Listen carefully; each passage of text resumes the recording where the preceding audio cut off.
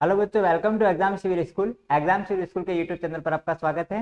हम क्लास 11 का chapter first देख रहे थे, जिसमें प्रीवियस लेक्चर में हमने टैक्सोनॉमी क्या होता है उसके बारे में जाना, सिस्टमैटिक्स के बारे में जाना, और साथ में टैक्सोनॉमी का जो पहला कॉन्सेप्ट है स्पीशीज का कॉन्सेप्ट उसको हमने देखा, जिसमें हमने बात करी थी जो जाति की उसकी जो परिभाषा दी थी जॉन जॉन रे ने, उसके बारे में बात की। साथ में उसके जो बायोलॉजिकल स्पीशीज का होता है उसका कॉन्सेप्ट हमने देखा, जो कि अर्नेस्ट मेयर ने देखा दिया था, उसके बारे में हमने बात करी थी। क्लियर? तो चलिए आज के लेक्चर में बात करते हैं बाकी बचे हुए कॉन्सेप्ट के बारे में। तो अगर हम क्लासिफिक टैक्सोनॉमी की हमने बात करी थी प्रीवियस लेक्चर में, टैक्सोनॉमी की, तो टैक्सोनॉमी में जो हायरार्की होती है, किसी भी जीव का जो वर्गीकरण किया जाता है, टैक्सोनॉमी में अपन क्या देखते हैं, उस जीव का वर्गीकरण कि उसको हम कहाँ रखें। और वर्गीकरण के लिए हमने 7 अनिवार्य कैटेगरी देखी थी, जो इसेंशियल कैटेगरी है, species, genus, family, order, class और फाइलम और किंगडम। तो एक बार उनको अपन देख लेते हैं कौन कौन सी थी। वो पहली कौन सी थी हमारी? स्पीशीज थी। स्पीशीज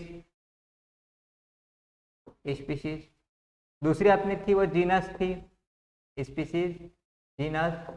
थर्ड कैटेगरी थी फैमिली, स्पीसीज, जीनस, फैमिली। फिर ऑर्डर एंड देन क्लास और फिर फाइलम। फाइलम अगर ये प्लांट की बात करेंगे तो फाइलम के लिए क्या आ जाएगा आपका? डिवीजन आ जाएगा। मैं आइदर करके लिख रहा हूँ, डिवीजन, फाइलम, डिवीजन। और सबसे ऊपर जो टैक्सोनॉमिक कैटेगरी थी वो कौन सी थी आपकी? किंगडम। सबसे ऊपर टैक्सोनॉमिक कैटेगरी कौन सी है? किंगडम। इन सब सिंगल, ये जो आपका species, genus, family, order, class, phylum, kingdom, ये सब क्या है? टैक्सोनॉमिक कैटेगरीज है। इनको टैक्सॉन भी बोलते हैं अपन। और इसका प्लूरल क्या, इसका प्लूरल की बात करें तो क्या हो जाएगा? वो टैक्सा हो जाएगा। क्लियर? तो ये सब चीजें क्या है? टैक्सॉन है, यानी कि एक प्रकार की टैक्सोनॉमिक कैटेगरी है ना। कल की क्लास में इसके बारे में डिस्कस कर चुके हैं अपन। आई होप आपको कल की क्लास समझ में आई होगी। चलिए, तो जैसे कि हम यहाँ पर मैं ह्यूमन का क्लासिफिकेशन लिख देता हूँ ताकि अपने को समझना आसान पड़ जाए। ह्यूमन का क्लासिफिकेशन, ह्यूमन की किंगडम की बात करें, किंगडम कौन सा आता है? एनिमेलिया। Kingdom animalia. फाइलम की बात करें तो फाइलम कौन सा हो जाएगा? कॉर्डेटा। फाइलम हो जाएगा अपना कॉर्डेटा। Phylum Chordata. क्लास की बात करें तो ह्यूमन क्लास कौन सी क्लास का मेंबर है? मैमेलिया का। तो क्लास कौन सा हो जाएगा आपका? मैमेलिया। मैमेलिया क्लास की हो गया। ऑर्डर की बात करें तो ह्यूमन जो है वो ऑर्डर प्राइमेटा का मेंबर है, तो ऑर्डर प्राइमेटा। ऑर्डर आपका हो जाएगा कौन सा? प्राइमेटा। फैमिली की बात करें तो फैमिली कौन सी है? फैमिली हो जाएगी होमोनिडी। फैमिली आपकी हो जाएगी होमोनिडी। जीनस की बात करें तो जीनस कौन सा होता है? होमो। जीनस होमो है। और उसकी स्पीशीज कौन सी है? सेपियंस है। ये उसका क्लासिफिकेशन है ह्यूमन का, है ना। अब इसमें से हमने कल की क्लास में, ये टैक्सोनॉमी क्या होता है, ये टैक्सोनॉमी असल में देखा जाए तो टैक्सोनॉमी क्या होता है उसके बारे में हमने जाना। सिस्टमैटिक्स क्या होता है उसके बारे में जाना। सिस्टमैटिक्स की दोनों टर्म, ओल्ड सिस्टमैटिक्स और न्यू सिस्टमैटिक्स, उनके बारे में जाना था। ओल्ड सिस्टमैटिक्स क्या कहता है? वो कहता है कि सिर्फ और सिर्फ एक्सटर्नल मॉर्फोलॉजी, हम प्लांट या एनिमल को सिर्फ बाहर से देखेंगे और उसकी स्टडी करेंगे, वो आपका ओल्ड सिस्टमैटिक्स हो गया। जबकि न्यू सिस्टमैटिक्स क्या कहता है, जो कि वो नाम किसने दिया था? जूलियन हक्सल ने 1940 में। जबकि ओल्ड सिस्टमैटिक्स किसने दिया था? कार्लस लीनियस ने। न्यू सिस्टमैटिक्स क्या कहता है कि हम सिर्फ बाहर से कैरेक्टर को नहीं देखेंगे, हम उसका इंटरनल स्ट्रक्चर भी देखेंगे, हम सेल का अंदर का स्ट्रक्चर कैसा वो भी देखेंगे, उसका इवोल्यूशनरी प्रोसेस क्या है वो भी देखेंगे, मतलब उसका विकास कैसे हुआ है, और साथ में उसकी इंटरकनेक्टिविटी दूसरे जीवों के साथ किस प्रकार संबंध है वो भी हम देखेंगे, इकोलॉजिकल कॉन्सेप्ट भी देखेंगे, पारिस्थितिकी के संबंध उसके कैसे हैं। इन शॉर्ट जो न्यू सिस्टमैटिक्स है वो एक बड़े लेवल पे काम कर रही है, यानी कि सब चीजों को वो देख रही है। क्लियर? चलिए, इसके बाद हमने ये जो टैक्सोनॉमिक कैटेगरीज थी, ये सब अब क्या बोलते हैं? Taxonomic category. अभी ह्यूमन के लिए किंगडम एनिमलिया हो गया। अगर मैं यहाँ पर सपोज की बात करूँ, अगर मैं कोई दूसरा एनिमल ले लूँ, सपोज हमने काऊ ले लूंगा मैं, ठीक है, तो किंगडम तो एनिमलिया ही रहेगा, फाइलम कॉर्डेटा ही रहेगा, क्लास मैमेलिया ही रहेगा, ऑर्डर बदल जाएगा, प्राइमेट ऑर्डर नहीं रहेगा, है ना। इसके बाद फैमिली बदल जाएगी, जीनस बदल जाएगा, स्पीसीज बदल जाएगी। आई होप चीजें समझ में आ रही है आपको। ये सब क्या है? टैक्सोनॉमिक कैटेगरीज है। क्लियर? जिसमें से पहली टैक्सोनॉमिक कैटेगरी स्पीसीज को हम देख चुके थे। स्पीशीज में हमने देखा था कि दो प्रकार की स्पीशीज थी, एक तो हमने बायोलॉजिकल कॉन्सेप्ट देखा, दूसरा हमने टैक्सोनॉमिक कॉन्सेप्ट देखा। बायोलॉजिकल कॉन्सेप्ट का इस्तेमाल यहाँ पर नहीं होगा, क्योंकि बायोलॉजिकल कॉन्सेप्ट क्या कहता है कि जीवों का समूह जो आपस में क्या कर रहा है, इंटरब्रीडिंग, आपस में इंटरब्रीडिंग कर रहा है, वो एक जीव माना है, एक जाति मानते हैं। जैसे कि इस संसार के सारे मनुष्य आपस में क्या कर सकते हैं, इंटरब्रीड कर सकते हैं, तो इस संसार के सारे मनुष्य क्या कहलाएंगे, एक बायोलॉजिकल स्पीशीज कहलाएंगे। लेकिन जब हम बायो स्पीशीज का जो बायोलॉजिकल स्पीशीज वाला कॉन्सेप्ट है वो अगर यहाँ पर अप्लाई करेंगे तो दिक्कत क्या होगी, कुछ एनिमल ऐसे हैं जो असेक्सुअल रिप्रोडक्शन करते हैं। Asexual reproduction in the sense जिनको अपने समान नया जीव बनाने के लिए, अपनी कॉपी बनाने के लिए, एक संतति बनाने के लिए पार्टनर की जरूरत नहीं पड़ती है, वो अकेले कैपेबल होते हैं एक नया जीव बना सकते हैं। जब उसे पार्टनर की जरूरत ही नहीं पड़ेगी, वो अकेला ही कैपेबल है, तो फिर वो एक इंडिविजुअल स्पीशीज रह जाएगा। उसके जैसा दूसरा जीव जो उसके साथ रिप्रोडक्शन नहीं कर रहा है तो वो दूसरी स्पीशीज कहलाई जाएगी, भले वो दिखने में हूबहू एक जैसे हो। इसको कुछ ऐसे समझो, अगर दो इंसान है, वो दो इंसान अगर इंटरब्रीडिंग नहीं कर पा रहे तो वो दोनों अलग अलग स्पीशीज कही जाएगी अकॉर्डिंग टू बायोलॉजिकल कॉन्सेप्ट। तो वो डेफिनेशन असेक्सुअल रिप्रोडक्शन करने वाले जीवों पर लागू नहीं होती है। इसीलिए फिर उन्होंने समझा कि जब हम इस टैक्सोनॉमी पढ़ रहे हैं तो टैक्सोनॉमी में स्पीशीज का बायोलॉजिकल कॉन्सेप्ट जो है वो लागू नहीं हो रहा है, तो उन्होंने फिर टैक्सोनॉमिक स्पीशीज बोला। उन्होंने बोला कि हम टैक्सोनॉमी में स्पीशीज किसको मानेंगे, जो दिखने में कैसी हो, एक समान, है ना, जीवों का ऐसा समूह जो समान गुणधर्म रखता हो, सेम कैरेक्टर रखता हो, एक्सटर्नल मॉर्फोलॉजिकल कैरेक्टर, अगर उनके समान है तो वो उनको बोलेंगे एक स्पीशीज बोलेंगे। ये कॉन्सेप्ट कौन सा है, टैक्सोनॉमिक कॉन्सेप्ट है स्पीशीज का। और उसको बहुत अच्छे से कैलकुलेशन देखा था हमने, दो की बात करी थी, फूल गोभी और पत्ता गोभी की, कॉलीफ्लावर और कैबेज। अब कॉलीफ्लावर और कैबेज सेम दिखने में दोनों सेम होती है तो एक टैक्सोनॉमिक स्पीशीज है, बट दोनों में अगर बात करें अपन, दोनों आपस में इंटरब्रीडिंग नहीं कर पा रहे, यानी कि वो टैक्सोनॉमिक स्पीशीज तो एक है लेकिन दो डिफरेंट डिफरेंट बायोलॉजिकल स्पीशीज है, बिकॉज वो आपस में इंटरब्रीड नहीं कर पा रहे। तो डिफरेंट डिफरेंट बायोलॉजिकल स्पीशीज है बट सेम क्या है, एक सिंगल टैक्सोनॉमिक स्पीशीज है। और ऐसी स्पीशीज जो डिफरेंट डिफरेंट बायोलॉजिकल स्पीशीज हो बट सेम क्या हो, टैक्सोनॉमिक स्पीशीज, ऐसी स्पीशीज को हम क्या बोलते हैं, सिबलिंग स्पीशीज। स्पेशल टर्म दिया हुआ हमको सिबलिंग स्पीशीज, यानी कि जो रिप्रोडक्टिवली आइसोलेटेड हो लेकिन मॉर्फोलॉजिकली सेम हो। क्या बोल रहा हूं मैं, morphologically same but reproductively isolated हो, ऐसी स्पीशीज को हम बोलते हैं सिबलिंग स्पीशीज। आई होप चीजें आपको समझ में आ रही है। तो हमने पहला कॉन्सेप्ट देख लिया था स्पीशीज का, है ना, स्पीशीज क्या होता है वो क्लियर। अब हम समझेंगे genus, family, order, class, phylum और किंगडम क्या होता है। यहाँ फाइलम और डिवीजन की बात करो, डिवीजन किसके लिए इस्तेमाल होगा, प्लांट के लिए, फाइलम किसके लिए, एनिमल के लिए, क्लियर। चलिए अब हम बात करते हैं जीनस के बारे में कि जीनस क्या होता है वो। देखो इसको ऐसे समझो, जीनस क्या होता है वो, यानी कि जब स्पीशीज मिलकर, बेटा ध्यान देना, स्पीशीज मिलकर क्या बनाएगी, जीनस बनाएगी। जब स्पीशीज मिल जाएगी क्या बनाएगी, जीनस बनाएगी। यानी कि जातियों के समूह को आप क्या बोलोगे, वंश बोलोगे। जीनस यानी कि वंश, यहाँ पर जाति मिलकर क्या बनाएगी, वंश बनाएगी। देखिए कैसे वो, हम यहाँ पे ले लेते दो एग्जांपल लेते हैं। एक तो मैंगो लेते हैं, मैंगो, हमने मैंगो लिया। अब मैंगो जो होता है उसका साइंटिफिक नेम क्या होता है, अभी नोमेनक्लेचर देखेंगे अपन। किसी भी पादप के नामकरण में दो नाम होते हैं, पहला नाम जीनस का होता है, दूसरा नाम स्पीशीज का होता है।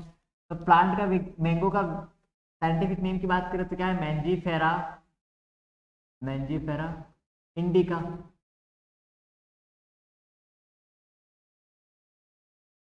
अब जैसे कि हम बात करें पोटैटो की, पोटैटो की, तो पोटैटो का साइंटिफिक नेम क्या है, सोलेनम ट्यूबेरसम, सोलेनम ट्यूबेरसम।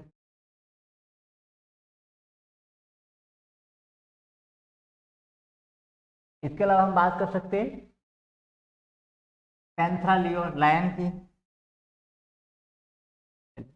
यहाँ पर इसको समझ लीजिए पहले तो देखो यहाँ पर ये दो नाम है मैंगो के नाम में। पहला नाम जो होता है मैंजीफोरा, पहला नाम किसको रिप्रेजेंट कर रहा है, जीनस को, और दूसरा नाम किसको रिप्रेजेंट कर रहा है, स्पीशीज को, उसकी जाति को। यानी कि जब बहुत सारी जातियां होगी वो मिलकर क्या बनाएगी, आपकी जीनस बनाएगी। इसको एक अच्छे एग्जाम्पल समझते हैं, जैसे कि मैं तीन एनिमल बता रहा हूं आपको, लायन, एक ले लेते लायन, एक अपन लेते लेपर्ड, एक हमने लिया लेपर्ड, ठीक है। और एक हम लेते हैं टाइगर। चलिए इन तीनों से आप बड़े आसानी से समझ पाओगे।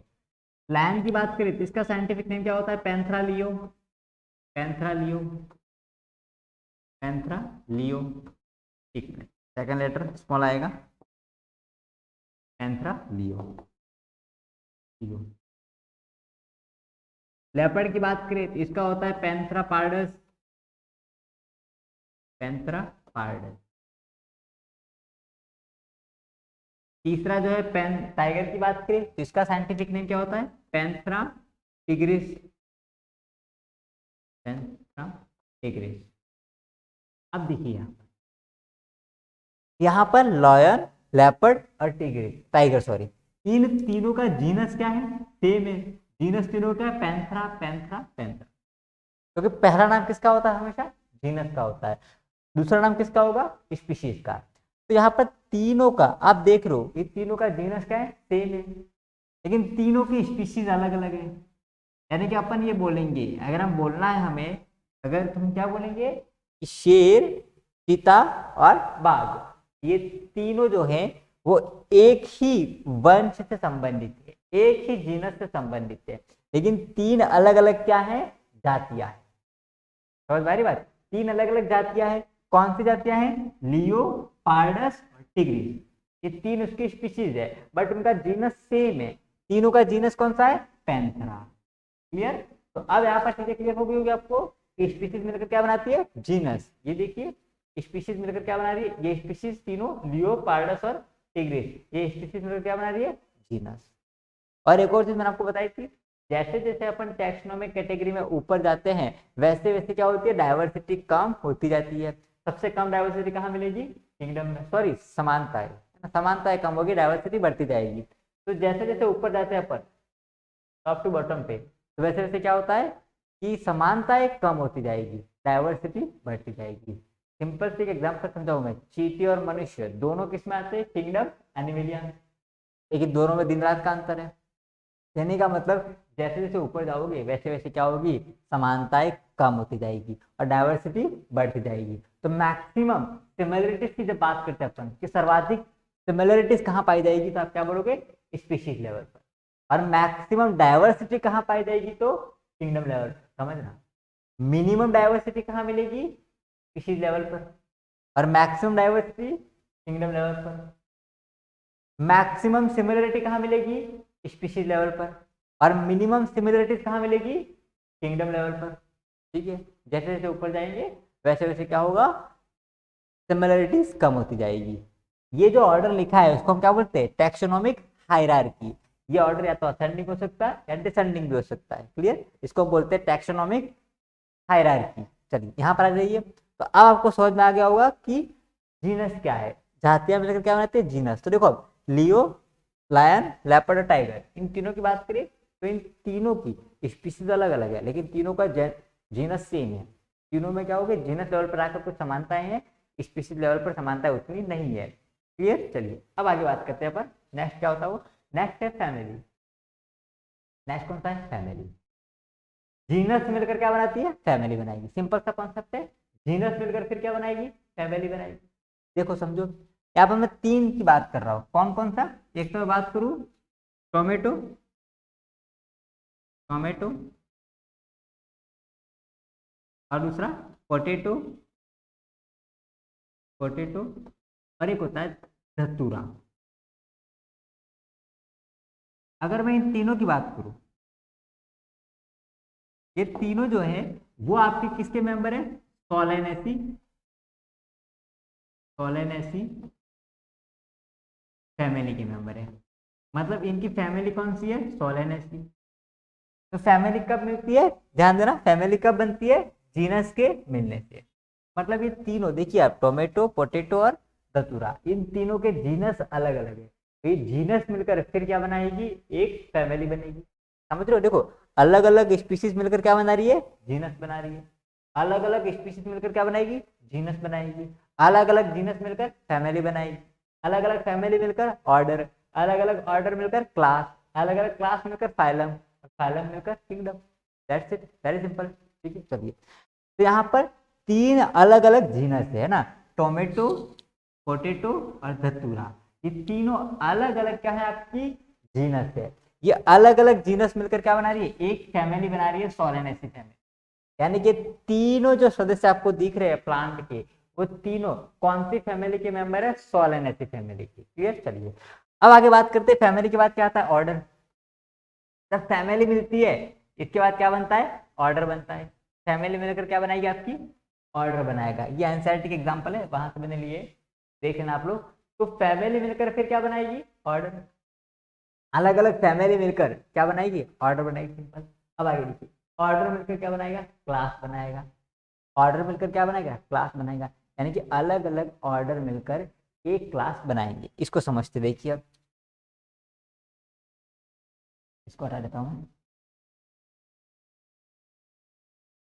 जैसे कि मैं बात करूं यहाँ पर तीन एनिमल की बात करूं, मैं कार्निवोरा की। जैसे कि मैं बात करूं यहाँ पर एनिमल की, वही ले लेते एक बार, लायन है ना, इसके बाद टाइगर, लायन, टाइगर, और तीसरा एनिमल अपन ले लेते leopard. Leopard.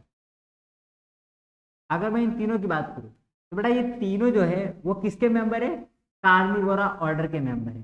Carnivora, Carnivora order, किसके ये मेंबर है, इन तीनों की मैंने बात की। इसके अलावा मैं बात करूं, एक में ले लेता हूं मंकी, मंकी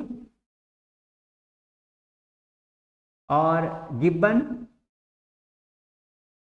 मंकी, गिब्बन और गोरिल्ला। मैं इन तीनों की बात कर रहा हूं। ये तीनों जो है वो आपके मेंबर किसके हैं, प्राइमेटा ऑर्डर के, प्राइमेटा ऑर्डर के, प्राइमेटा ऑर्डर। तो यहाँ पर लायन, टाइगर और लेपर्ड ये तीनों किसके मेंबर है, कार्निवोरा ऑर्डर के, मांसाहारी कार्निवोरा ऑर्डर के। मंकी, गिब्बन और गोरिल्ला ये तीनों किसके मेंबर है, ऑर्डर प्राइमेटा के। लेकिन ये दोनों ऑर्डर मिलकर, ये दोनों ऑर्डर मिलकर क्या बना रहे हैं, क्या बना रहे हैं, देखिए ऑर्डर मिलकर क्या बना रहे हैं, क्लास। तो ये सारे animal, lion, lion, tiger, leopard, monkey, gibbon और गोरिल्ला, ये सब किसके मेंबर है, क्लास मैमेलिया है। तो इनकी क्लास कौन सी है, मैमेलिया।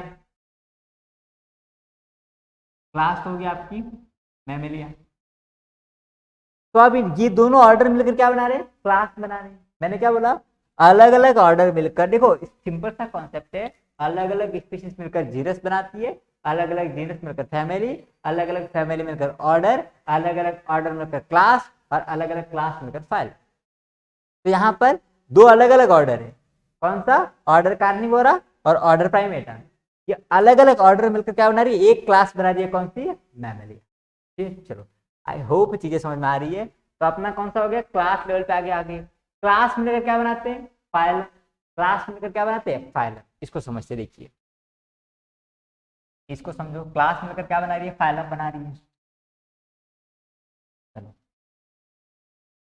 क्लास मिलकर फाइलम बनाते हैं, इसकी हम बात करें तो जैसे कि अपन समझ सकते हैं, क्लास कौन से ले अपन, पीसीज, पीसीज तो सुपर क्लास है। हाँ, एम्फीबियन, जैसे कि मैं कह लूँ एम्फीबियन की बात करूँ तो मैंने ले लिया फ्रॉग। चलो फ्रॉग, एक मैंने ले लिया स्पैरो, चिड़िया, स्पैरो, और एक मैंने ले लिया क्रोकोडाइल, क्रोकोडाइल। क्या क्या ले लिया मैंने, फ्रॉग, स्पैरो चिड़िया, पैसर डोमेस्टिक साइंटिफिक नेम, और क्रोकोडाइल। अब मैं बात करूं फ्रॉग की, तो ये किसका मेंबर है, इसकी क्लास कौन सी है, क्लास एम्फीबिया है। क्लास यहां पर हो जाएगी एम्फीबिया, क्लास एम्फीबिया। तो क्लास एम्फीबिया की क्लास कौन सी है, एम्फीबिया, क्लास एम्फीबिया होगी। स्पैरो की बात करूं, इसकी क्लास की बात करूं तो इसकी क्लास कौन सी है, एव्स, एविस का मेंबर है ये, क्लास है। क्रोकोडाइल की बात करूं तो ये किसका मेंबर है, क्लास रेप्टाइल का, रेप्टिलिया का, रेप्टिलिया, रेप्टिलिया। तो देखिए तीन अलग अलग क्लास है, क्लास एम्फीबिया, क्लास एविस और क्लास रेप्टिलिया। लेकिन मैं इन तीनों की बात करूं, ये तीनों मेंबर है सेम फाइलम की। इनका फाइलम की बात करूं मैं, फाइलम, तो फाइलम कौन सा हो जाता है इसका? कॉर्डेटा। फाइलम कौन सा हो जाता है? और कॉर्डेटा फाइलम के 3 बेसिक कैरेक्टर होते हैं, presence of notochord, presence of nerve code and presence of pharyngeal Gill flap. ये 3 बेसिक कैरेक्टर है किसके? कॉर्डेटा के। और तीनों बेसिक कैरेक्टर इनमें मिलते हैं, इसीलिए किसके मेंबर है? फाइलम कॉर्डेटा के मेंबर है ये। ठीक है, तो देखिए बेटा फाइलम एक ही है तीनों का, कौन सा है? कॉर्डेटा, लेकिन क्लास तीनों की अलग अलग है। तो अलग अलग क्लास मिलकर एम्फीबियन, एव्स और रेप्टिलियन अलग अलग क्लास मिलकर क्या बनाती है? एक फाइलम बनाती है। यहाँ पर आ जाइए, तो अलग अलग क्लास मिलकर क्या बनाती है? एक फाइलम बनाती है। अलग अलग स्पीशीज मिलकर एक जीनस, अलग अलग जीनस मिलकर एक फैमिली, अलग अलग फैमिली मिलकर एक ऑर्डर, अलग अलग ऑर्डर मिलकर एक क्लास, अलग अलग क्लास मिलकर एक फाइलम। क्लियर? और अलग अलग फाइलम मिलकर फिर फाइनली क्या बनाएंगे? एक किंगडम बनाएंगे। सिंपल सी बात, अलग अलग फाइलम के एग्जांपल भी देख लीजिए। चलो जैसे कि अपन बात करते हैं, एक एनिमल ले लेते हैं अपन, पाइसेलिया। पाइसेलिया किसका मेंबर है? पॉरीफेरा सिलेंड्रेटा का। पाइसेलिया पुर्तगाली युद्धपोत, पॉरीफेरा सिलेंड्रेटा, पाइसेलिया। पाइसेलिया। एक अपन ले लेते हैं यूप्लेक्टेला। यूप्लेक्टेला, यूप्लेक्टेला, यूप्लेक्टेला ना। इसके अलावा एक एग्जांपल ले लेते हैं अपन, निरीज। निरीज। इसके अलावा एक अपन ले लेते हैं पिकॉक। पिकॉक। चलिए अब मैं इनके फाइलम बताता हूँ। पाइसेलिया की बात करें, किसका मेंबर है? फाइलम सिलेंड्रेटा का। फाइलम COEL गलत हो गया, फाइलम सिलेंड्रेटा का। सिलेंड्रेटा, फाइलम सिलेंड्रेटा, मैं फाइलम बोल रहा हूँ ना, फाइलम सिलेंड्रेटा का। यूप्लेक्टेला की बात करें, ये मेंबर है फाइलम पॉरीफेरा का। फाइलम पॉरीफेरा का मेंबर है ये। निरीज की बात करूं तो किसका मेंबर है? फाइलम एनालिडा का है। निरीज एनालिडा का मेंबर है। ठीक है, फाइलम एनालिडा, ये हो गया फाइलम एनालिडा। वही बात करूं मैं पिकॉक की, तो ये किसका मेंबर है? फाइलम कॉर्डेटा का, क्लास एवीज की, क्योंकि ये कैसा है? पक्षी है। तो फाइलम कौन सा है इसका? कॉर्डेटा। Phylum Chordata. तो आप देख रहे हो इन सबके फाइलम अलग अलग है। पाइसेलिया जिसको हम बोलते हैं पुर्तगाली युद्धपोत भी बोलते हैं पाइसेलिया को। यूप्लेक्टेला की बात करें, ये जापान का विवाह पुरस्कार है। जब जापान में शादी होती है तो विवाह के तौर पर, विवाह में पुरस्कार के तौर पर ये दिया जाता है। कौन सा? यूप्लेक्टेला, जो इस बात का प्रमाण होता है कि जो हमेशा जीवन भर साथ रहने का यहाँ पर ये संदेश देता है, क्योंकि इसके अंदर 2 एनिमल होते हैं, एक आर्थ्रोपोड होता है और एक पॉरीफेरा होता है, दोनों हमेशा साथ साथ रहते हैं। चलिए आर्थ्रोपोड में श्योर नहीं, शायद आई थिंक आर्थ्रोपोड एक बार देख लेना कौन सा है वो, यूप्लेक्टेला। ठीक है, यूप्लेक्टेला बाद निरीज की बात करें, निरीज इसका मेंबर है फाइलम एनालिडा का। पिकॉक फाइलम कॉर्डेटा का। तो आप देख रहे हो सबके फाइलम अलग अलग है, Coelenterata, Porifera, Annelida, Chordata, phylum अलग अलग है। लेकिन अगर इन सब की मैं बात करूं, इन सबको कौन से किंगडम के मेंबर माना जाए, तो ये जो किंगडम अगर मानूं मैं इसका किंगडम, इसका किंगडम कौन सा हो जाएगा आपका? किंगडम होगा एनिमेलिया, बिकॉज ये सारे क्या है आपके? एनिमल ही है। तो किंगडम कौन सा हो गया? एनिमेलिया हो गया। आप देखो फाइसेलिया एनिमल है, यूप्लेक्टेला एनिमल है, निरीज एनिमल है, पिकॉक एनिमल है। प्लांट है नहीं, ना ही फंजाई है, ना ही प्रोकैरियोटिक है, सारे क्या है? एनिमल है। तो किंगडम कौन सा हो गया? तो किंगडम का निर्माण किससे हुआ है? अलग अलग फाइलम। आई होप आपको चीजें बड़ी आसानी समझ में आ गई होगी, बड़ी सिंपल सी बातें हैं। अलग अलग स्पीशीज मिलकर जीनस, अलग अलग जीनस मिलकर फैमिली, अलग अलग फैमिली मिलकर ऑर्डर, अलग अलग ऑर्डर मिलकर क्लास, अलग अलग क्लास मिलकर फाइलम, अलग अलग फाइलम मिलकर किंगडम। बस एक चीज याद रखनी है, जैसे जैसे अपन हायर टॉप टू बॉटम जा रहे हैं, वैसे वैसे क्या हो रहा है यहाँ पर, याद रखना टॉप टू बॉटम बोल रहा हूँ, परमानेंट नहीं है। टॉप टू बॉटम क्यों बोला मैंने? क्योंकि हमने अरेंज जैसे किया है। अगर मैं अरेंज उल्टा कर दूंगा तो तब सीक्वेंस बदल जाएगा। तो आपको इतना याद रखना है कि जैसे जैसे अपन टैक्सॉन में ऊपर जाते हैं, टैक्सॉन में ऊपर जाने का मतलब क्या है? Species, genus, family, order, class, division, phylum, इस तरह से। तो जैसे जैसे टैक्सॉन में ऊपर जाते हैं वैसे वैसे क्या होगा? सिमिलरिटीज कम होगी, समानताएं कम होती जाएगी, और क्या बढ़ेगी? डायवर्सिटी बढ़ेगी। तो सबसे अधिक समानताएं कहां पर, ऐसा पूछा जाए, मैक्सिमम सिमिलरिटीज कहां मिलती है? स्पीशीज लेवल पर अपने को मैक्सिमम सिमिलरिटीज मिलती है। क्लियर? चलिए, तो ये थे जो टैक्सोनॉमी यहाँ पर हमने जो दिखाई थी ह्यूमन की, उसमें जो टर्मिनोलॉजी है उन सबके मतलब हमने देख लिए। इन सब के मतलब क्या है वो क्लियर। आई होप चीजें समझ में आई हो आपको। चलिए आगे बढ़ते हैं अगले टॉपिक की तरफ, तो रहने देते हैं, क्या तो नहीं है। चलो अगला जो अपना टॉपिक है, अगले टॉपिक की बात करें अपन वो है नोमेनक्लेचर, नामकरण।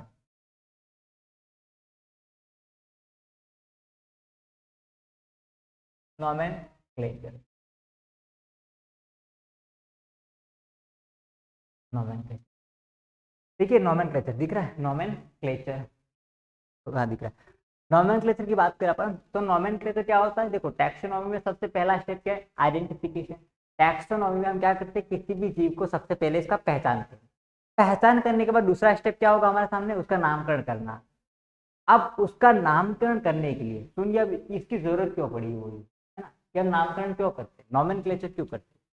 नोमेनक्लेचर करने की जरूरत इसलिए पड़ती है क्योंकि कोई भी अगर एनिमल है, कोई भी प्लांट है सपोज, उसमें क्या होता है कि उसको एरिया वाइज अलग अलग नामों से जाना जाता है। सपोज मैंगो ही है तो मैंगो को इंडिया की बात करूँ मैं तो सपोज नॉर्थ में किसी और नाम से जाना जाता होगा, है ना, साउथ में किसी और नाम से जाना जाता होगा, ईस्ट में, वेस्ट में, रीजनल वाइज बात करते हमारे पर्टिकुलर एरिया में बात करूँ तो उसको गुजरात में किसी पर्टिकुलर रीजन में अलग नाम से जाना जाता होगा, राजस्थान में अलग। कहने का मतलब कि एक ही स्पीशीज के मोर देन वन उससे क्या हो सकते हैं, नेम हो सकते हैं, जबकि स्पीशीज एक ही है। मैंगो को पूरे इंडिया में अलग अलग नामों से जाना जा सकता है ना, मलयालम में अलग होगा, वहां पर उस एरिया में दक्षिण भारत में अलग होगा, तो अलग अलग एरिया वाइज उनके नाम अलग अलग हो सकते हैं। यहाँ पर दिक्कत क्या आती है कि एक ही species more than one name होने के कारण जब काउंटिंग होगी, जब डाइवर्सिटी की बात होगी तो उनका काउंटिंग मल्टीपल टाइम हो जाएगा। तो इस डिमेरिट से, इस दोष से बचने के लिए सब वैज्ञानिकों ने सोचा कि क्यों ना ऐसा ऐसा संस्था बनाया जाए, ऐसा इंस्टीट्यूट बनाया जाए जो सिर्फ और सिर्फ क्या देखे कि जितनी भी स्पीशीज है, जितने भी लिविंग ऑर्गेनिज्म है, उनके नामों को वो देखे। और ये काम करने के लिए दो संस्थाएं डिसाइड हुई, पहला कौन सा, आईसीबीएन, और दूसरा आईसीजेडएन। पहला कौन सा है, आईसीबीएन, और दूसरा कौन सा आपका आईसीजेडएन। जब आईसीबीएन की बात करें तो फुल फॉर्म क्या है, international code for botanical nomenclature, यानी कि इसमें किसका नामकरण किया जाएगा, प्लांट्स का नामकरण किया जाएगा, प्लांट्स नोमेनक्लेचर। जबकि आईसीजेडएन की बात करें फुल फॉर्म क्या हो जाएगा, international code for zoological nomenclature, यानी कि इसमें किसका नामकरण किया जाएगा, एनिमल का। तो इन्होंने दो इंस्टीट्यूशन बनाए जो क्या करते हो, जितने भी ऑर्गेनिज्म है उनका नामकरण करेंगे, उनको नाम देंगे। दो इंस्टीट्यूशन है, आईसीबीएन और आईसीजेडएन। चलिए लेकिन अब इन्होंने डिसाइड किया कि नामकरण के कुछ नियम, कुछ नॉर्म्स होने चाहिए, कुछ रूल्स रेगुलेशन होने चाहिए, तो उसके लिए फिक्स नियम बनाए। हम यहाँ पर सारे नियम नहीं पढ़ेंगे, जो आपके एनसीईआरटी में गिवन है उन नियमों को पढ़ेंगे कि क्या क्या नियम है जिसके तहत किसी भी जीव का नामकरण किया जाता है। तो नामकरण की पहला जो रूल की बात करूँ, फर्स्ट रूल की बात कर रहे हैं अपन, ठीक है, देखो फर्स्ट रूल क्या है वो। तो नोमेनक्लेचर का पहला रूल क्या है कि कोई भी स्पीशीज होगा, कोई भी जीव होगा, उसके दो नाम होंगे, टू नेम। यहाँ पर कौन सा है, to name concept, to name concept, to name concept. देखिए मैं इस टू नेम कॉन्सेप्ट की बात करूं, मैं तो टू नेम कॉन्सेप्ट के फाउंडर की बात करूं, समझना, टू नेम कॉन्सेप्ट, दो नाम का जो सिद्धांत है, दो नाम की जो परिकल्पना है, इसके फाउंडर की बात करूं मैं, समझना इस टॉपिक को, फाउंडर। अगर मैं इसके फाउंडर की बात, इसका फाउंडर हो जाएगा Carolus Linnaeus, Carolus Linnaeus, Carolus Linnaeus इसका फाउंडर हो जाएगा। लेकिन इसको सबसे पहले इंट्रोड्यूस किसने करा, ये पूछा जाए, इंट्रोड्यूस किसने करवाया, मतलब सबसे पहले इसके बारे में जानकारी किसने दी, ये अगर पूछा जाए तो वो आपका कौन सा है, गैस्पर्ड बोहिन, गैस्पर्ड बोहिन। इसने इसके बारे में सबसे पहले इसको इंट्रोड्यूस करवाया था। क्लियर, इसकी बुक का नाम भी है, मैं राइट नाउ याद नहीं कर पा रहा, उसने इस बुक में अपना जिक्र किया था। अगर मैं कैरोलस लीनियस की बात करूं तो कैरोलस लीनियस ने ये जो टू नेम कॉन्सेप्ट है, इसी को अपन क्या बोलते हैं, बायनोमियल सिस्टम। इस टू नेम कॉन्सेप्ट को अपन क्या बोलते हैं, binomial system, binomial system, binomial system. तो इस बायनोमियल सिस्टम के फाउंडर कौन है, कैरोलस लीनियस, इसका पूरा नाम कार्ल वॉन लीने था। चलो उसने अपना नाम बाद में बदल दिया, लैटिन भाषा में काम कर रहा था, अपना नाम उसने बदल दिया कैरोलस लीनियस। चलिए अब बायनोमियल सिस्टम क्या कहता है कि किसी भी जीव के दो नाम होंगे। इस बायनोमियल सिस्टम का फाउंडर कौन है? Carolus Linnaeus. बायनोमियल सिस्टम की बात करिए तो यहाँ पर दो आते हैं फिर अगेन, प्लांट और एनिमल। तो प्लांट के जो बायनोमियल सिस्टम प्लांट के लिए इंट्रोड्यूस करवाया था उसके लिए कैरोलस लीनियस थे। प्लांट के वैज्ञानिक नाम बोल रहा हूँ मैं, प्लांट के साइंटिफिक नेम कैरोलस लीनियस ने, लीनियस मैं लीनियस लिख रहा हूँ ना, लीनियस लीनियस, ठीक है। तो लीनियस ने बुक लिखी थी, बुक प्लांट के साइंटिफिक नेम, उस लीनियस की बुक का नाम है स्पीशीज प्लांटेरम। बुक का नाम क्या है? Species plantarum, species plantarum. मैंने कल एक बुक बताई थी, है ना, हिस्टोरिया प्लांटेरम, ये स्पीशीज प्लांटेरम है। हिस्टोरिया प्लांटेरम की बात करूं मैं, हिस्टोरिया प्लांटेरम किसने लिखी थी? जॉन रे ने लिखी थी हिस्टोरिया प्लांटेरम, जिसमें उसने 18,000 से अधिक पादपों के क्या किया था, उसने परिभाषित किया था वहां पर। वो कौन सा? हिस्टोरिया प्लांटेरम है। उसका लेखक कौन है, उसका राइटर कौन है? यहाँ पर जॉन रे है। ये कौन सा है? Species plantarum. ये जो स्पीशीज प्लांटेरम है ये आपकी प्रकाशित हुई थी, पब्लिश कब हुई थी? देखो डेट याद नहीं चलेगा पर देख लो एक बार, पब्लिश कब हुई थी? 1 मई, 1 मई 1753 में प्रकाशित हुई थी। 1 मई 1753 में प्रकाशित हुई थी। कौन सी बुक? Species plantarum. राइटर कौन है आपके इसके? लीनियस। जिसमें उसने क्या किया था? प्लांट के साइंटिफिक नेम दिए थे। किसके? प्लांट के साइंटिफिक नेम दिए थे। अब जो दूसरी बुक, दूसरी की बात करें एनिमल के, तो उसने एनिमल के जो साइंटिफिक नेम दिए थे वो भी किसने दिए थे? लीनियस ने, लीनियस ने। लेकिन उसके लिए उसने एक बुक लिखी थी और बुक का नाम क्या है? सिस्टेमा नेचुरी, सिस्टेमा नेचुरी, ध्यान देना, सिस्टेमा नेचुरी। ये जो सिस्टेमा नेचुरी है उसमें उसने एनिमल के वैज्ञानिक नाम नहीं दिए। इसी बुक का 10th एडिशन है, ध्यान देना, 10वां संस्करण, 10th एडिशन। इसी बुक का जो 10th एडिशन उसने निकाला, जब उस 10th एडिशन में उसने जंतुओं के वैज्ञानिक नाम दिए। और जो 10th एडिशन था वो आपका पब्लिश हुआ था 1 अगस्त 1758 में। 1 अगस्त 1758 में ये बुक प्रकाश हुई थी। कौन सा? सिस्टेमा नेचुरी। ये बुक का 10वां एडिशन जो प्रकाशित कब हुआ था? 1 अगस्त 1758। इसका मतलब क्या हुआ कि 1 मई 1753 से पहले किसी भी पादप का वैज्ञानिक नाम मान्य नहीं होगा, जो भी दिया होगा। मतलब 1 मई 1753 के बाद जितने भी पादप है उनके वैज्ञानिक नाम जो होंगे वो मान्य होंगे। और जंतु के वैज्ञानिक नाम कब से मान्य होंगे? 1 अगस्त 1758। इसके पहले दिए गए जंतुओं के वैज्ञानिक नाम मान्य नहीं होंगे। कैरोलस लीनियस ने 2 बुक लिखी है, स्पीशीज प्लांटेरम जिसमें उसने पादपों के वैज्ञानिक नाम लिखे, और दूसरी बुक लिखी है सिस्टेमा नेचुरी, उसका 10वां जो एडिशन है उसमें उसने जंतुओं के वैज्ञानिक नाम लिखे हैं। ओके, अपन पढ़ क्या है रे? नोमेनक्लेचर, नामकरण, वैज्ञानिक नामकरण, साइंटिफिक नेमिंग। अब ये सिस्टम कौन सा है? Binomial system. अब उसके कुछ रूल्स पढ़ते हैं कि इस सिस्टम के रूल्स क्या है। वो देखिए रूल्स, किसके रूल्स पढ़ रहे हैं अपन? बायनोमियल सिस्टम के। अच्छा, एक और इन्फॉर्मेशन आपको याद रखनी है, तो बायनोमियल सिस्टम तो किसने दिया है? कैरोलस लीनियस ने। लेकिन ट्रायनोमियल सिस्टम की बात करें, नॉट डाल के लिख रहा हूं अलग से ना, नॉट, अगर याद रखना का आपको, अगर साइंटिफिक नेम, अगर साइंस वैज्ञानिक का नाम याद रखना है तो ट्रायनोमियल सिस्टम, त्रिनाम पद्धति। इसका इस्तेमाल कब किया जाए बताऊंगा मैं। ट्रायनोमियल, ट्रायनोमियल इसका इस्तेमाल तब किया जाएगा जब डायवर्सिटी ज्यादा हो। अभी समझेंगे एग्जांपल से। ट्रायनोमियल सिस्टम ये दिया था हक्सले और स्ट्रिकलैंड ने, हक्सले एंड स्ट्रिकलैंड।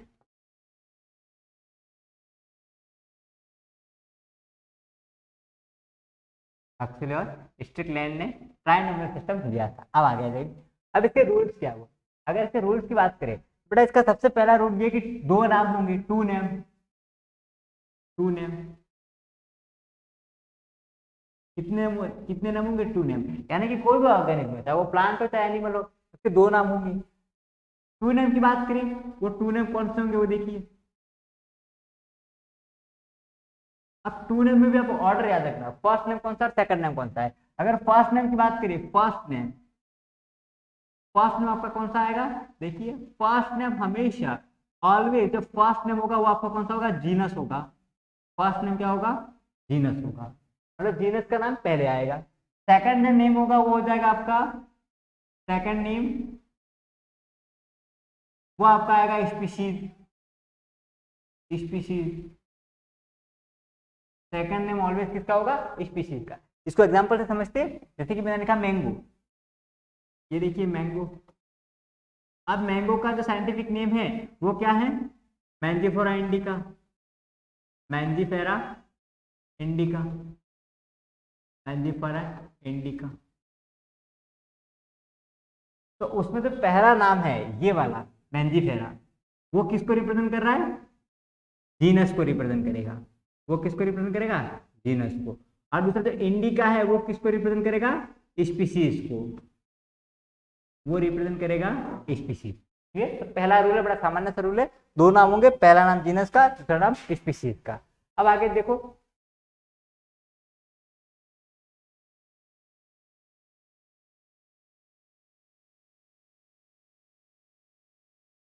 अब आगे बात कर रहे हैं अपन, आगे देखिए, थोड़ा मिस्टेक था, अब देखिए पहला नाम कौन सा है, जीनस का, मिस्टेक इसमें नहीं था ना, मिस्टेक सिस्टम में था। तो पहला नाम कौन सा है, जीनस, दूसरा नाम स्पीशीज हो गया। अब जो दूसरा रूल है, दूसरा रूल क्या कहता है वो देखिए, rule number second. Rule number second क्या कहता है, रूल नंबर सेकंड ये कहता है कि जो नामकरण होगा उसमें जो जीनस के नाम का पहला letter, first name of, first letter of, first letter of genus name, genus name will be capital letter, will be capital letter। Genus के नाम पर जो पहला लेटर होगा वो कैसा होगा, कैपिटल होगा। तो देखिए ये एम कैपिटल लिखा है, मतलब आप जब नामकरण करोगे तो जीनस का जो नाम लिखोगे उसका पहला लेटर ऑलवेज कितना आएगा, कैपिटल में आएगा। बड़ी सिंपल सी बात है। रूल नंबर थर्ड की बात करें, रूल नंबर थर्ड देखिए, रूल नंबर थर्ड क्या कहता है कि स्पीशीज के नाम का पहला letter, the first letter of, first letter of, first letter of species name, species name will be small letter।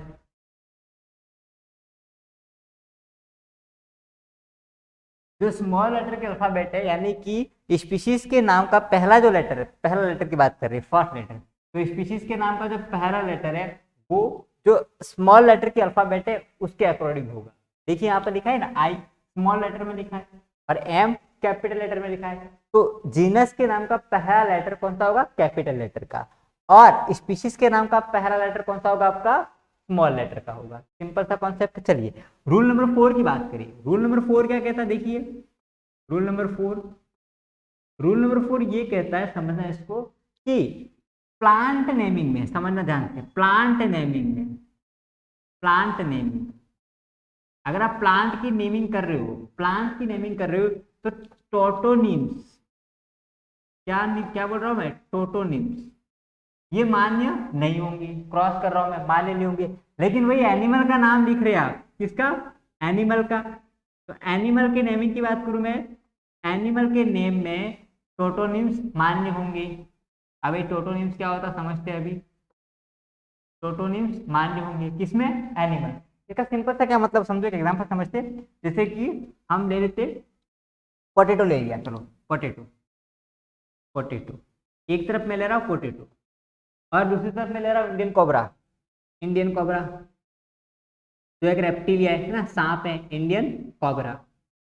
अब जो इंडियन कोबरा जो है उसका साइंटिफिक नेम क्या है, सुनना, जब इंडियन कोबरा का साइंटिफिक नेम रखा गया तो उसका साइंटिफिक नेम है नाजा नाजा, नाजा नाजा, ये उसका साइंटिफिक नेम है, नाजा नाजा। पोटैटो की बात करूं तो यहाँ पर देखो टोटोनिम्स का मतलब क्या है, वो टोटोनिम्स का सिंपल सा मतलब क्या है कि जब जीनस और स्पीशीज दोनों का नाम सेम हो तो उसको अपन क्या बोलते हैं, टोटोनिम्स। इधर देखिए पहला नाम किसका होता है, जीनस का, दूसरा नाम क्या होता है, स्पीशीज का। तो यहाँ पर नाजा नाजा, फर्स्ट जो नाजा वो क्या है, जीनस है, यहाँ पर जीनस, और दूसरा जो नाम है वहां पर अब क्या है, स्पीशीज है, स्पीशीज। क्लियर। तो यहाँ पर देखिए जीनस और स्पीशीज दोनों सेम है, तो ऐसी कंडीशन को हम क्या बोलते हैं, टोटोनिम्स। तो टोटोनिम्स कहाँ पर मान्य है, एनिमल के नॉमेनक्लेचर में। प्लांट में मान्य नहीं है। प्लांट में पोटैटो का साइंटिफिक नेम जैसे कि मैं ऐसा लिख दूं, सोलेनम सोलेनम, सोलेनम सोलेनम, तो ये मान्य नहीं, ये गलत हो जाएगा। प्लांट में मान्य है ही नहीं। प्लांट में हमें जीनस का नेम और स्पीसीज का नेम, दोनों नेम क्या होने चाहिए, अलग अलग होने चाहिए। तो प्लांट में टोटोनिम्स मान्य नहीं है, एनिमल में मान्य है। बड़ी सिंपल सी बात है। आई होप आपको समझ में आ रही है चीजें। तो 4 रूल हो गए। चलिए अगले रूल की तरफ बढ़ते हैं, 5वें नंबर के रूल की तरफ। Rule number 5, rule number 5, rule number 5 क्या कहता है, सुनो। रूल नंबर 5 ये कहता है कि स्पीशीज का नेम और जीनस का नेम, यानी कि जीनस का नेम और स्पीशीज का नेम, ये दोनों नाम लिखने के बाद अंत में संक्षिप्त में शॉर्ट फॉर्म में वैज्ञानिक का नाम लिखा जाएगा। क्लियर। कैसे, ऐसे जैसे कि मैं मतलब जिसने नाम दिया है, जिसने नामकरण किया है, उस वैज्ञानिक का नाम संक्षिप्त में लिखा जाएगा। यानी कि देखो ऐसे, मैंजीफोरा, मैंजीफेरा। तो देखिए पहला नाम किसका है, जीनस का। जीनस के नाम का फर्स्ट लेटर कौन सा है, कैपिटल, मैंने लिखा हुआ है। फिर इंडिका। दूसरा नाम किसका आएगा आपका, स्पीशीज का। स्पीशीज के नाम का पहला लेटर कैसा आएगा, स्मॉल लेटर में, आई स्मॉल लेटर में। तो मैंजीफोरा इंडिका हो गया। अब ये नाम किसने दिया है, लीनियस ने, लीनियस ने। तो लीनियस का नाम जो है वो पीछे शॉर्ट फॉर्म में लिखा जाएगा, LISS। मतलब नाम के अंत में उस वैज्ञानिक का नाम संक्षिप्त रूप में शॉर्ट फॉर्म में लिखा जाएगा जिसने नामकरण किया है या नाम दिया है। तो हो गया मैंजीफोरा इंडिका लीन, ये होगा रूल नंबर 5। रूल नंबर 6 की बात करते हैं। देखिए रूल नंबर 6 क्या कहता है वो, रूल नंबर 6 क्या कहता है वो, रूल नंबर 6 ये कहता है कि जब हमें इनको प्रिंट करना है, छापना है या लिखना है, तब हम दोनों नामों को अलग अलग क्या करेंगे, अंडरलाइन करेंगे। छापते समय या टाइप करते समय हमको इटालिक में छापेंगे, यानी कि तिरछा छापेंगे। टाइप करते हैं हम इसको तिरछा छापेंगे। लेकिन जब हमें इसको क्या करना है, लिखना है, तब हम क्या करेंगे, इसको लिखते वक्त हम इसको अंडरलाइन करेंगे। जैसे कि मैं कहूं mangifera indica, mangifera indica, mangifera indica. अब सुनना ध्यान से, आप ध्यान देना, वो लीन, लीनियस आएगा इसी। तो जो नेक्स्ट रूल है 6वां नंबर, वो क्या कहता है कि आप जीनस के नेम को और दूसरा कौन सा, स्पीशीज के नेम को, अगर आप लिख रहे हो, जैसे कभी मैं लिख रहा हूँ, तो लिखते समय दोनों को अलग अलग रेखांकित करना है। ध्यान देना, अलग अलग रेखांकित करना है, अंडरलाइन करना है अलग अलग। ये अंडरलाइन करी और ये अंडरलाइन करी, अलग अलग, एक साथ से नहीं करना है, अलग अलग अंडरलाइन करना है। लेकिन जो वैज्ञानिक का नाम है, जो साइंटिस्ट का नाम है, जिसने नाम दिया है, उसके नाम को आपको रेखांकित नहीं करना है। ये तो मैंने किसकी बात करी, लिखते समय।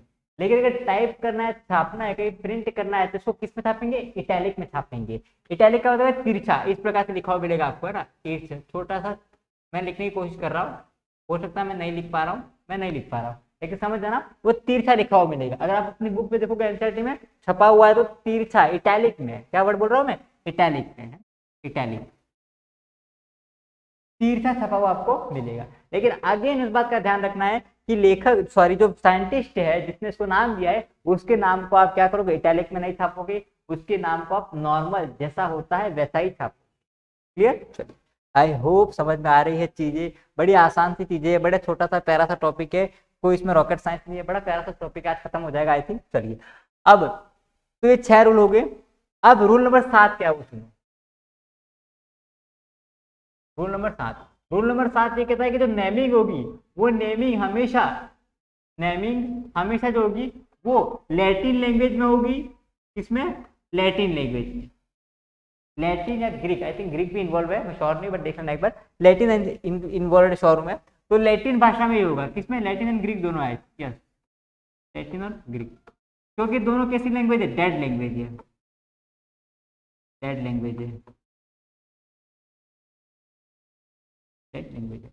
तो जो नेमिंग होगा वो किसमें होगा, लैटिन लैंग्वेज में ही हो पाएगा। ठीक है। तो टोटल 7 इसके नियम है, देखिए एक बार क्विक रिवीजन कर लेते साथ में। पहला नियम तो क्या कहता है, पहला नाम जीनस का होगा, दूसरा नाम स्पीशीज का होगा। दूसरा क्या कहता है, फर्स्ट लेटर जीनस का क्या होगा, कैपिटल होगा, स्पीशीज का कैसा होगा, स्मॉल लेटर में होगा। तीसरा रूल कहता है दूसरा रूल कह रहा है कि फर्स्ट लेटर जीनस का कैपिटल होगा।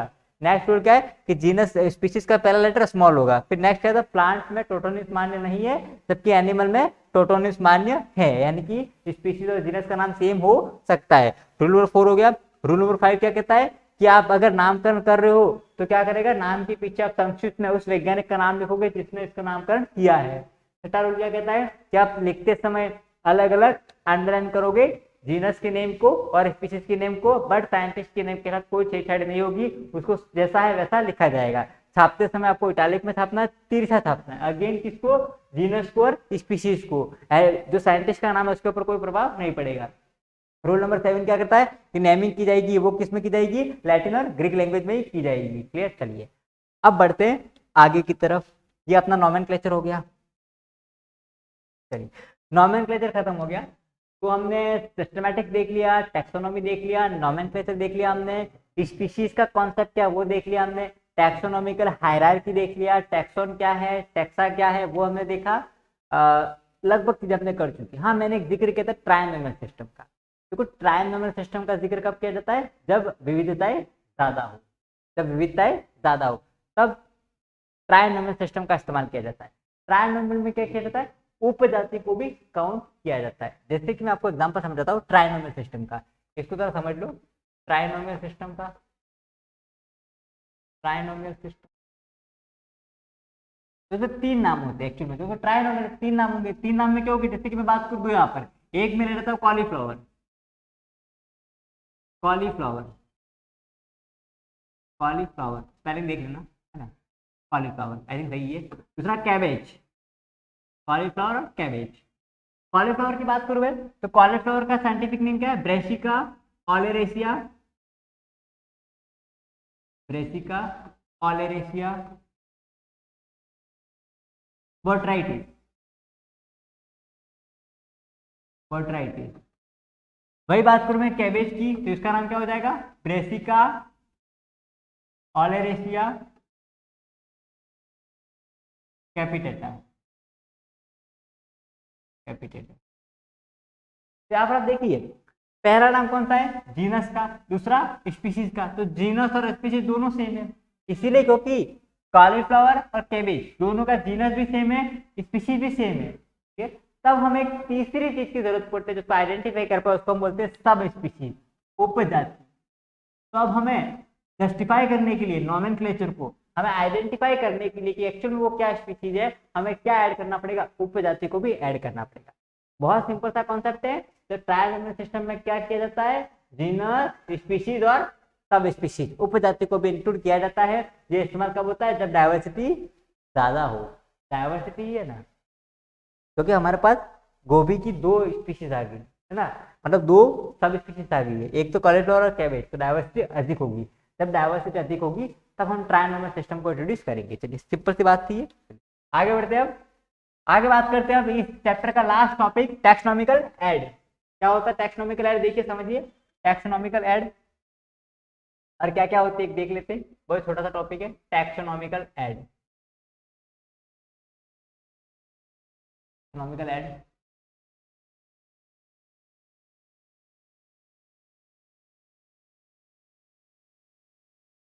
Taxonomical add. देखो टैक्सोनॉमिकल ऐड का मतलब है यानी कुछ ऐसे साधन, ऐड का मतलब क्या होता है, साधन, मीडियम, माध्यम। तो कुछ ऐसे साधन जो किस में मदद करते हैं, टैक्सोनॉमी में। सिंपल सी बात है, टैक्सोनॉमी क्या है, वर्गीकरण है। यानी कि जीवों को पहचानना क्या है, वर्गीकरण है। जीवों को क्लासिफाई करना, उसका जीनस क्या होगा, स्पीशीज क्या होगा, फैमिली क्या होगा, ऑर्डर क्या होगा, क्लास क्या होगा, फाइलम क्या होगा, किंगडम क्या होगा, वो जो पहचान करने की जो प्रवृत्ति है उसको अपन क्या बोलते हैं, टैक्सोनॉमी।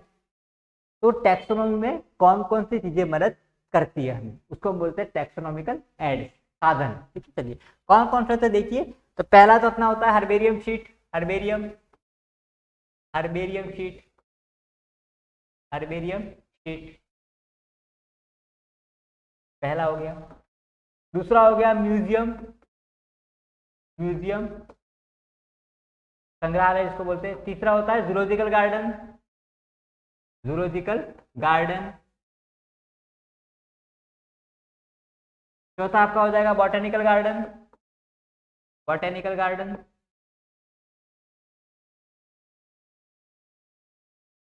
Botanical garden. पांचवा हो जाएगा फ्लोरा, फ्लोरा। छठा हो जाएगा फोना, फ्लोरा फोना। सातवां हो जाएगा आपका कैटेलॉग, कैटेलॉग। आठवां हो जाएगा कपलेट, सॉरी की है ना, कपलेट में की कुंजी होगी की। आठवां हो जाएगा की, आठवां हो जाएगा की। नवा होता है मोनोग्राम, मोनोग्राम। ये 9 यहाँ पर आपके सामने टेक्नोलॉजिकल ऐड है, यानी कि ये जो 9 हमने आपके यहाँ पर हेडिंग डाली है, उनकी मदद से हम क्या कर सकते हैं, किसी भी जीव को आसानी से हम क्या करते हैं, वर्गीकृत कर सकते हैं इसकी मदद से। मतलब ये कुछ मीडियम है जिसकी वजह से हम क्या होगा, टैक्सोनॉमी हमारे लिए आसान हो जाएगी, वर्गीकरण करना हमारे लिए आसान हो जाता है। ठीक है, यहाँ पर जीवों को अपन पहचान सकते हैं असल में। तो सबसे पहले हम बात करेंगे हर्बेरियम शीट। हर्बेरियम शीट क्या होता है? देखिए हर्बेरियम शीट की बात करूं मैं, तो हर्बेरियम शीट क्या होता है, एक इसकी साइज देख लेता कि साइज कितनी होती है। वो साइज साइज होती है 11.5 और 16.5 इंच। इतनी साइज का एक पेपर होता है ना, इसमें क्या होता है, इतनी साइज का एक पेपर होता है, जैसे कि ये पेपर है। अब उस पेपर में हमको जो भी स्पेसिमेन हमारे पास है, चाहे वो प्लांट का या एनिमल का है, उस स्पेसिमेन को इस पेपर के ऊपर छाप दिया जाता है। क्लियर? और इसमें इसके साइड में यहाँ पर या किसी भी कोने में उस स्पीशीज के बारे में जनरल इंफॉर्मेशन होती है। कौन कौन सी इंफॉर्मेशन होती है? एक तो डेट होती है कि कौन सी तारीख को कलेक्ट किया गया है ना। दूसरा होता है किसके द्वारा कलेक्ट किया गया है, तो कलेक्टेड बाय, उसकी जानकारी होती है। इसके बाद उसका जो फाइलम क्या होता है, जीनस क्या है, फैमिली क्या है, ऑर्डर क्या है, उस सब के बारे में सामान्य जानकारी होती है। साथ में अगर कोई स्पेसिमेन यहाँ पे रखा हुआ, सपोज ये एक्स स्पेसिमेन है, तो उसके बारे में कुछ जनरल कैरेक्टर जो बाहर से कैसा दिखता है, एक दो है ना। जैसे कि हम लोग, जैसे कि मैंने आपको ले लिया, ये रहा, ये कोई बच्चा है, ठीक है, उसका स्पेसिमेन लगा दिया मैंने, तो मैं क्या लिखूंगा, उसके 2 हाथ है, 2 पैर है, 1 सिर है। तो इस तरह से कुछ सामान्य जानकारी यहाँ पर मेंशन होती है। और साथ में डेट होती है, कौन सी तारीख को कलेक्ट किया गया है। क्लियर? मैं आपको एक यहाँ पर बता रहा हूँ हर्बेरियम शीट, देखिए ये रहा है ना, ये हर्बेरियम शीट हमारे पास एक। तो इस हर्बेरियम शीट में आप देख पा रहे हो, देखिए जरा इसको, 1 मिनट।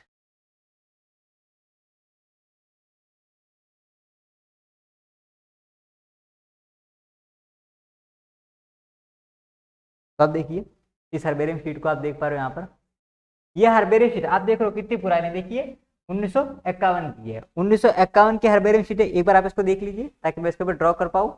ये हर्बेरियम शीट है जिसके ऊपर ये स्पेसिमेन लगाया हुआ है। आप देख रहे हो यहाँ पर ये पिन करके स्पेसिमेन लगाया हुआ है, एक यहाँ पर पिन की हुई है, यहाँ पर पिन की हुई है। तो इस स्पेसिमेन को आप देख रहे हो कितना पुराना स्पेसिमेन है। क्लियर? आप इसको गूगल पे देख भी सकते हो, नो डाउट अवेलेबल है।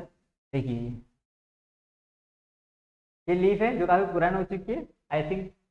देखिए स्पेसिमेन इस प्रकार से ये हर्बेरियम शीट होती है। एक्चुअली पूरा लंबा होता है ना, इसकी साइज मैंने आपको बता चुका हूँ। अब यहाँ पर क्या क्या इन्फॉर्मेशन है, देखिए जरा कौन कौन सी इन्फॉर्मेशन है, अपन उसके बारे में देख लेते हैं। यहाँ पर कौन कौन सी इन्फॉर्मेशन गिवन है। जब इस इन्फॉर्मेशन की बात करते हैं तो आप यहाँ पर देख पा रहे होंगे, एक तो यहाँ पर डेट मेंशन है, कौन सी तारीख को उसको कलेक्ट किया गया, वो कौन सी तारीख को कलेक्ट किया गया, 24 जुलाई 1951 को कलेक्ट किया गया है। कौन सी तारीख को, 24 जुलाई 1951 को कलेक्ट किया गया है। इसके अलावा इसमें और क्या क्या, एक तो एल्टीट्यूड देखिए, हाइट भी मेंशन की हुई है, कितने हाइट पर मिला, वो 300 फीट की हाइट पर मिला है। स्पीशीज का नाम दिया हुआ है, हैबिटेट, हैबिटेट भी दिया हुआ है, कौन से रीजन में मिलता है, हिली पार्ट में मिलता है, हिली जो एरिया होता है, माउंटेन वाला एरिया पे मिलता है, तो हिली पार्ट यहाँ पर, उसका हैबिटेट भी दिया हुआ है। इसके अलावा क्या क्या चीजें हैं देखिए, इसका फैमिली है, जीनस दिया हुआ है, फैमिली एनसाइक्लोपीडिया, लोकेलिटी है, पर्टिकुलर किस एरिया से मिला गया है वो, और कलेक्टेड बाय, देखिए यहाँ पर नाम है, मैं देख पा रहा हूँ वीडी वर्तक, ऐसा कुछ नाम है, आई थिंक उसने इसको कलेक्ट किया था, तो कलेक्ट करने के वाले का भी नाम है यहाँ पर। और यहाँ पर रिमार्क कुछ है नहीं, है ना। रिमार्क का मतलब कुछ एक्सटर्नल चीजें इसके बारे में भी कही जा सकती है। तो आई होप आपको समझ में आ गया होगा। ये कहाँ की है, फर्ग्यूसन कॉलेज पूना की है ना, हर्बेरियम शीट है, वहाँ की हर्बेरियम शीट है। क्लियर, आपको मिल जाएगी, गूगल पर आप सर्च करोगे तो अवेलेबल, अगर आपको देखना हो तो ये हर्बेरियम शीट होती है। चलिए आगे बढ़ते हैं आप।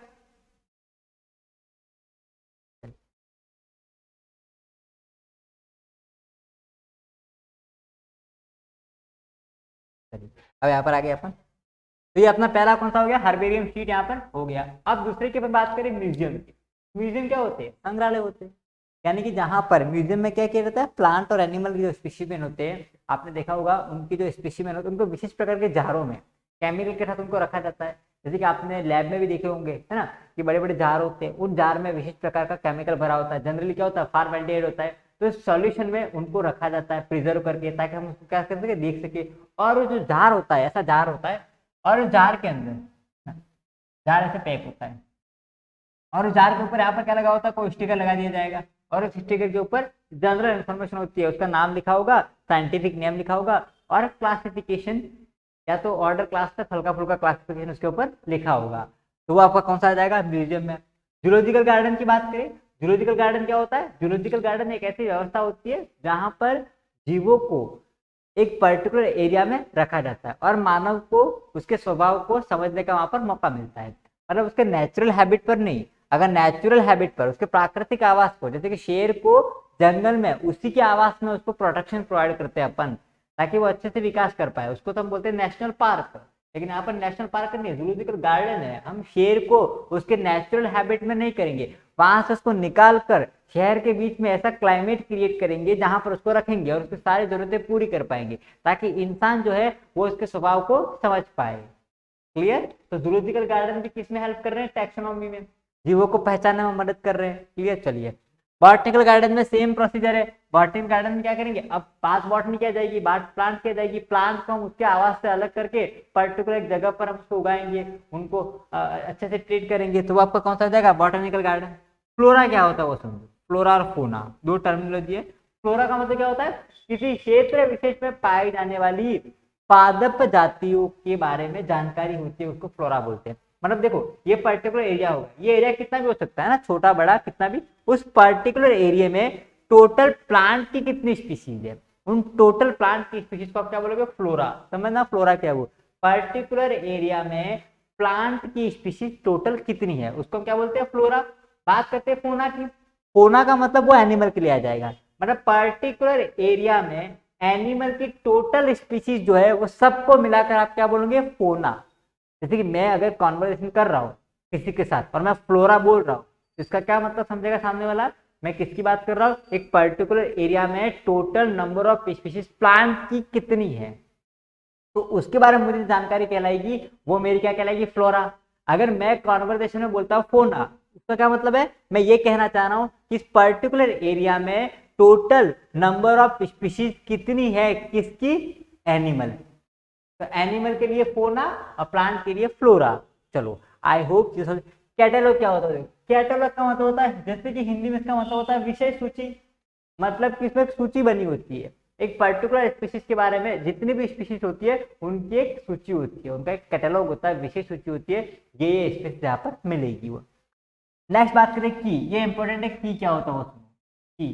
की और मोनोग्राम देख लेते हैं। मोनोग्राम क्या होता है, मोनोग्राम एक छोटी बुक होती है जिसमें उस स्पीशीज के बारे में कौन कौन सी बुक रेफरेंस है, क्या क्या है बुक के बारे में, और उनके बारे में जानकारी होती है, किसमें, मोनोग्राम में। मोनोग्राम का एक बुक के बारे में जानकारी होती है कि कौन कौन सी बुक उससे संबंधित है, वो आपका हो जाएगा मोनोग्राम। की यहाँ पर की इंपॉर्टेंट है, देखिए की क्या होता है वो, की जो होता है वो कॉन्ट्राडिक्टिंग कैरेक्टर के दो स्टेटमेंट होते हैं। समझना मैं क्या बोला उन्हें, मतलब दो स्टेटमेंट होंगे, सपोज कोई भी ए स्टेटमेंट होगा और एक बी स्टेटमेंट, दो स्टेटमेंट होंगे, दो स्टेटमेंट होंगे, स्टेटमेंट बोल रहा हूँ, लेकिन स्टेटमेंट की खास बात क्या है कि दोनों स्टेटमेंट कॉन्ट्राडिक्ट करेंगे, विपरीत लक्षण होंगे, दो विपरीत कैरेक्टर होंगे, मतलब दो स्टेटमेंट मतलब कैरेक्टर होंगे। जैसे मैं कहूँ कि मेरे पास मैंने कोई स्पीशीज, मैंने कोई स्पीशीज नहीं ढूंढी, मैं कहता हूँ कि कोई प्लांट स्पीशीज, मैं कह देता हूँ कि उसका जो पत्तियां है, लीव्स है,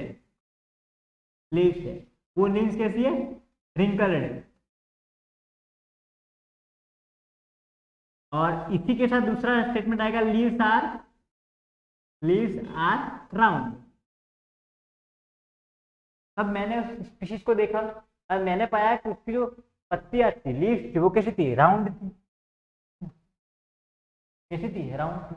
तो मैं कौन से स्टेटमेंट के साथ जाऊंगा, बी वाले के साथ जाऊंगा।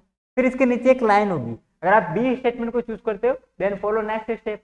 फिर अगले स्टेप में अगेन क्या होगा, आपके सामने दो और स्टेटमेंट आ जाएंगे, पी और क्यू आ जाएंगे कोई, है ना। फिर पी क्यू में बोलेगा कि कोई एक चीज मैच करो। तो ऐसे करते करते आप फाइनली उस स्पीशीज को पहचान लोगे जो आपके पास है कि हाँ ये पर्टिकुलर स्पीशीज ये है, क्योंकि आपको सारे कैरेक्टर मिल जाएंगे। अब तो यहाँ पर क्या होंगे, दो स्टेटमेंट होंगे, दोनों स्टेटमेंट कैसे होंगे, कॉन्ट्राडिक्टिंग होंगे, कॉन्ट्राडिक्टिंग कैरेक्टर होंगे, है ना। और इन दोनों कॉन्ट्राडिक्टिंग कैरेक्टर को क्या बोलते हैं, की बोलते हैं। क्या बोलते हैं, की क्या करती है, चाबी क्या करती है, कमरे को खोलती है ना, की कमरे को खोल रही है।